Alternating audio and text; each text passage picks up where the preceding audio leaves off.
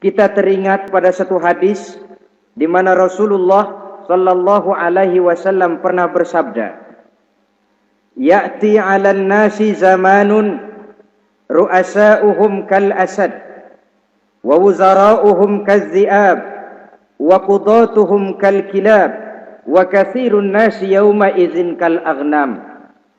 Pada satu saat, kata Nabi, akan datang di tengah masyarakat manusia, di mana pada masa itu muncul pemimpin-pemimpin yang bertingkah laku seperti singa. Ru'asa'uhum kal asad.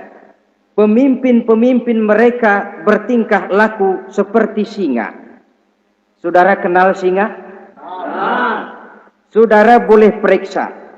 Di mana ada hutan, singa selalu menjadi raja. Padahal hutan belum pernah bikin pemilihan umum. Tapi yang namanya singa tidak pernah peduli. Ada pemilihan umum atau tidak, raja hutan tetap singa. Kenapa? Karena singa menjadi raja di hutan bukan berdasarkan kebenaran, tapi karena kekuatan. Karena kuat, maka dia naik jadi raja. Soal benar atau tidak, soal lain. Maka sebagai akibatnya, setelah si singa ini naik menjadi raja hutan, dia bukan melindungi rakyatnya, malah makanin rakyatnya. Coba saudara lihat di hutan. Kambing rakyat hutan dimakan oleh singa. Ayam rakyat hutan dimakan oleh singa. Sapi rakyat hutan dimakan oleh singa. Inilah akibatnya karena singa naik berdasarkan kekuatan. Setelah naik bukan melindungi rakyatnya, malah makanin rakyatnya. Mental semacam inilah yang dimiliki oleh Raja Namrus laknatullah alaih.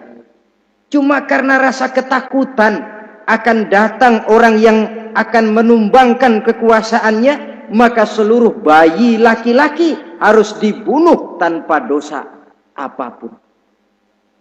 Itu akan datang di tengah masyarakat manusia, muncul pemimpin-pemimpin yang mentalnya seperti singa.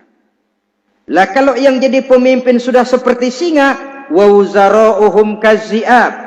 Yang jadi wazir, yang jadi menteri, kata Nabi, lagunya seperti serigala. Nyetel ini. Kalau sudah pemimpin seperti singa, yang jadi menteri seperti serigala. Apa serigala itu? Saudara tahu dalam dongeng anak-anak, serigala itu kan binatang yang paling licik.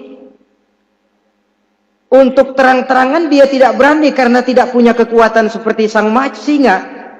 Maka dia pakai ilmu kelicikannya.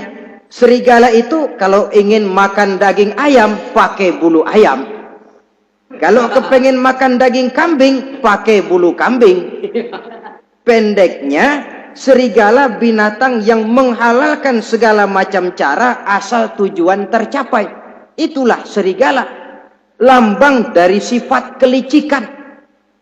Lempar batu, sembunyi tangan. Pengen makan daging ayam, pakai bulu ayam, nyaruh jadi ayam. Pengen makan daging kambing, pakai bulu kambing, nyaruh jadi kambing. Ini akibat dari yang pertama tadi. Pemimpin seperti singa, lalu menteri pun seperti serigala. Efeknya kemudian yang segera menyusul apa? Wa qudatuhum kal kilab.